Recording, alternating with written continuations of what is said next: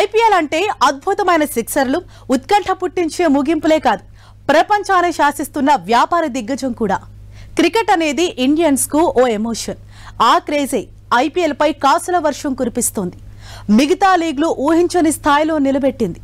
అసలు ఈ ఐపీఎల్ ఎలా పుట్టింది, ఎలా ఎదిగింది, వ్యాపార సామ్రాజ్యాన్ని ఇప్పుడెలా శాసిస్తోంది? సిక్సర్లు, ఫోర్లే కాదు, కాసుల వర్షం కూడా. బ్రాండ్ వాల్యూ కా బాప్ ఐపీఎల్.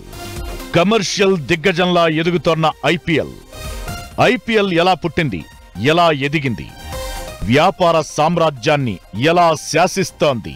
ఇండియాలో క్రికెట్ అంటే ఓ ఆట మాత్రమే కాదు, అంతకు మించి ఎప్పుడూ వెంటాడే ఓ ఎమోషన్.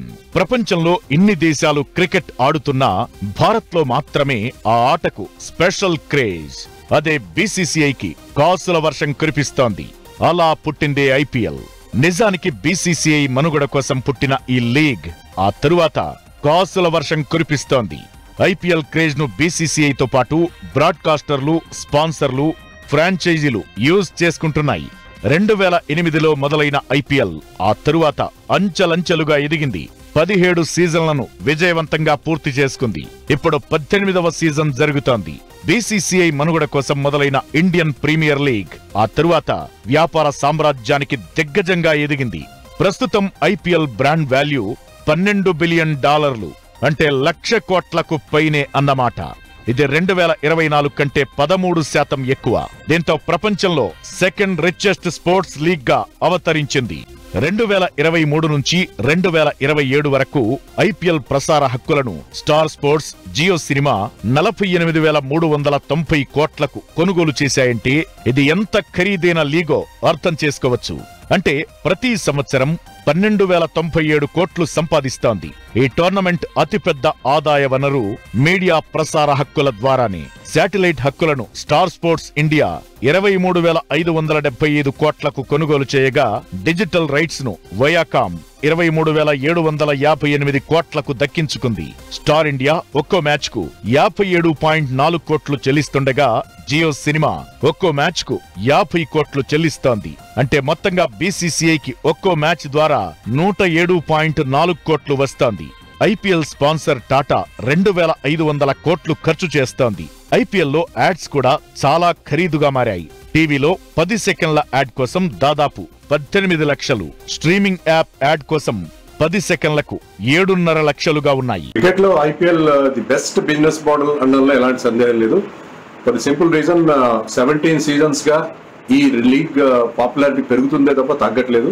రెవెన్యూ కూడా గణనీయంగా పెరుగుతుంది. ఇన్ఫాక్ట్ డబుల్ అవడం అనేది మనం చూస్తున్నాం, ముఖ్యంగా బ్రాడ్కాస్టింగ్ రైట్స్. అంతేకాకుండా మిగతా స్పోర్ట్స్ కూడా ఇది ఒక ఎగ్జాంపుల్ గా నిలిచింది.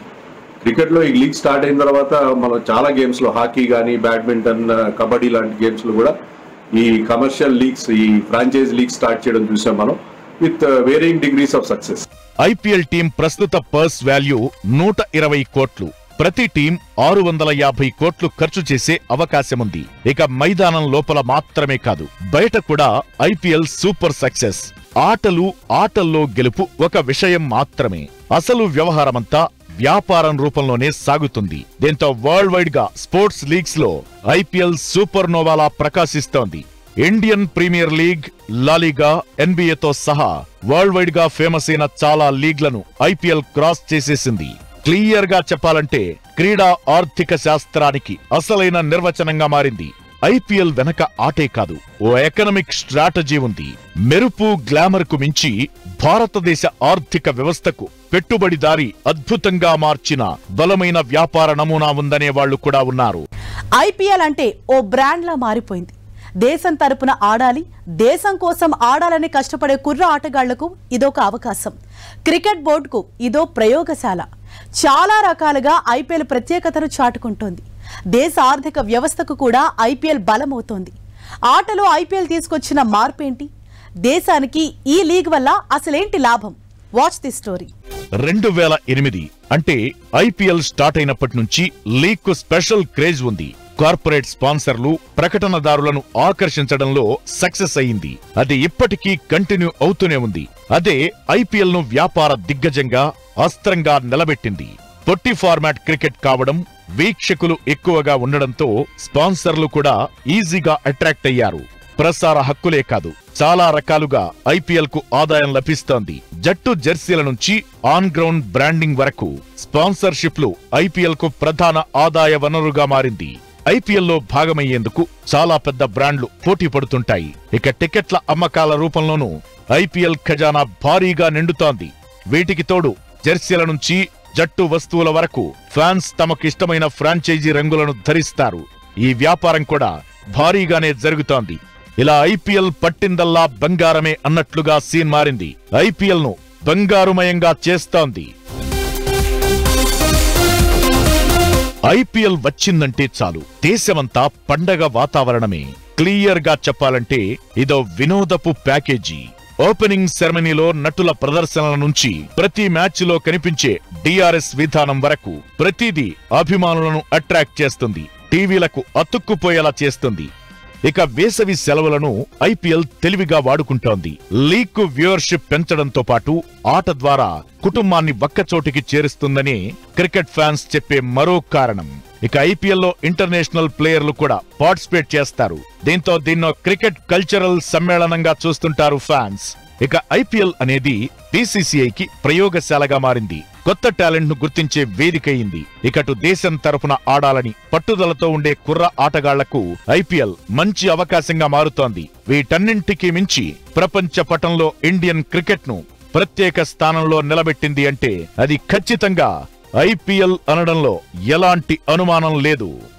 ఐపీఎల్ లాంటి లీగ్స్ తర్వాత స్టేట్ లీగ్స్ లో చాలా మంది క్రికెటర్స్ వచ్చి దాన్ని ఒక కెరియర్ గా మలుచుకుంటున్నారు. సో దానివల్ల ఐపీఎల్ నుంచి మనకి చాలా మేలు జరుగుతుంది. ఇదే కాకుండా మనం జనరల్ గా చూస్తే కూడా ఐపీఎల్ కమర్షియల్ లీగ్, దీనివల్ల గేమ్ కమర్షియలైజ్ అయిపోతుంది.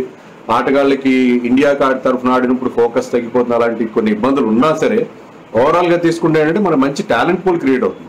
బ్రహ్మాండమైన టాలెంట్ మనకి ఎమర్జ్ అవుతుంది. మనకి ఐపీఎల్ నుంచే అన్ని ఫార్మాట్స్ కి పనికి వచ్చే క్రికెటర్స్ పుట్టుకొస్తున్నారు. వాళ్ళు మనకి బ్రహ్మాండంగా సక్సెస్ కూడా అందిస్తున్నారు. భారత ఆర్థిక వ్యవస్థ కూడా ఐపీఎల్ బలంగా నిలుస్తోంది. నిజానికి ఐపీఎల్ ద్వారా వచ్చే ఆదాయాలపై బీసీసీఐ ఎలాంటి పన్ను విధించాల్సిన అవసరం లేదు. ఐపీఎల్ ద్వారా చాలా డబ్బు సంపాదిస్తున్నా క్రికెట్ ను ప్రోత్సహించడమే తన లక్ష్యమని, లీగ్ ను పన్నురహితంగా ఉంచాలని 2021లో బీసీసీఐ విజ్ఞప్తి చేయగా ట్యాక్స్ అప్పీలేట్ ట్రిబ్యునల్ అంగీకరించింది. అయితే ఐపీఎల్ ట్యాక్స్ ఫ్రీగా ఉన్నా భారత ఖజానాకు వేరే రూపంలో ఆదాయం వస్తుంది. ఏటా ఐపీఎల్ కోసం నిర్వహించే మెగా వేలంలో ప్రభుత్వానికి భారీ మొత్తంలో డబ్బు వస్తుంది. ఈ ఆదాయం ఆటగాళ్ల రెమ్యూనరేషన్ల ద్వారా వస్తుంది. వారు చెల్లించే టీడీఎస్ ద్వారా ప్రభుత్వానికి ఆదాయం సమకూరుతోంది. ఐపీఎల్ 2025 మెగా వేలం ద్వారా భారత ప్రభుత్వ ఖజానాకు 89.49 కోట్లు వచ్చింది. ఐపీఎల్ 2025 మెగా వేలంలో 10 జట్లు ఆటగాళ్లను కొనుగోలు చేయడానికి మొత్తం 639 కోట్లు ఖర్చు చేశాయి.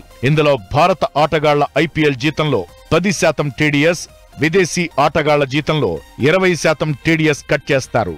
ఈ లెక్కన భారత ఖజానాకు భారీ ఆదాయం వస్తోంది. ఇలా ఐపీఎల్ ఎదగడమే కాదు, క్రికెట్ ను ఎదిగేలా చేస్తోంది. ఆర్థిక వ్యవస్థకు బలంగా నిలుస్తోంది.